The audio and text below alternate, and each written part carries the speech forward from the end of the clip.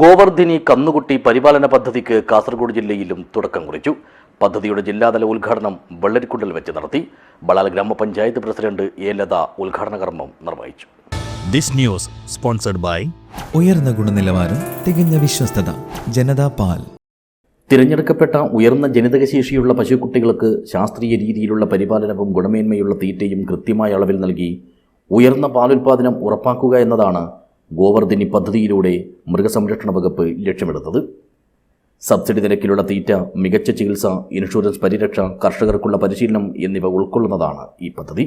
ഓരോ തദ്ദേശ സ്വയംഭരണ പരിധിയിലും നടപ്പിലാക്കുന്ന ഈ പദ്ധതിയുടെ കാസർഗോഡ് ജില്ലാതല ഉദ്ഘാടനമാണ് വെള്ളരിക്കുണ്ടിൽ വെച്ച് നടത്തിയത്. ബളാൽ ഗ്രാമപഞ്ചായത്ത് പ്രസിഡന്റ് എ ലത ഉദ്ഘാടന കർമ്മം നിർവഹിച്ചു. നമ്മളെ അത്ര അധികം ഇതായതുകൊണ്ടായിരിക്കുമല്ലോ നമ്മളെ അതിനു വേണ്ടി ക്ഷണിച്ചത്.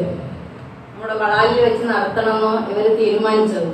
അതുകൊണ്ട് തന്നെ അതിന് ഒരുപാട് നന്ദി അറിയിക്കുന്നു. ചടങ്ങിൽ കാസർഗോഡ് ജില്ലാ മൃഗസംരക്ഷണ officer doctor K V Bindu അധ്യക്ഷയായി.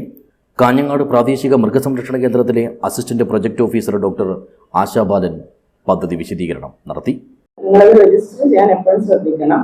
ഒന്നുകിൽ സബ് സെന്ററിൽ അല്ലെങ്കിൽ നിങ്ങളുടെ മൃഗാശുപത്രിയിൽ ജനന തീയതിയും ആണ് പെണ്ണ് എന്നുള്ള വിവരങ്ങൾ എന്തായാലും രജിസ്റ്റർ ചെയ്യണം. പെണ്ണ് കുട്ടിക്കാണ് ഈ പദ്ധതി നടപ്പിലാക്കി വരുന്നത്.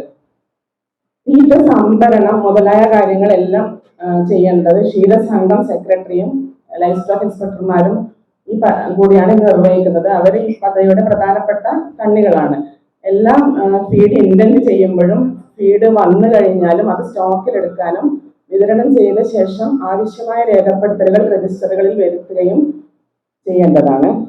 ജില്ലാ പഞ്ചായത്ത് അംഗം ബിൻസി ജെയിൻ, പരപ്പ ബ്ലോക്ക് പഞ്ചായത്ത് അംഗം സഫീന ഫൈസൽ, ചിറ്റാരിക്കാൽ വെറ്റിനറി ഡിസ്പെൻസറിയിലെ വെറ്റിനറി സർജൻ ഡോക്ടർ വിശ്വലക്ഷ്മി എന്നിവർ സംസാരിച്ചു.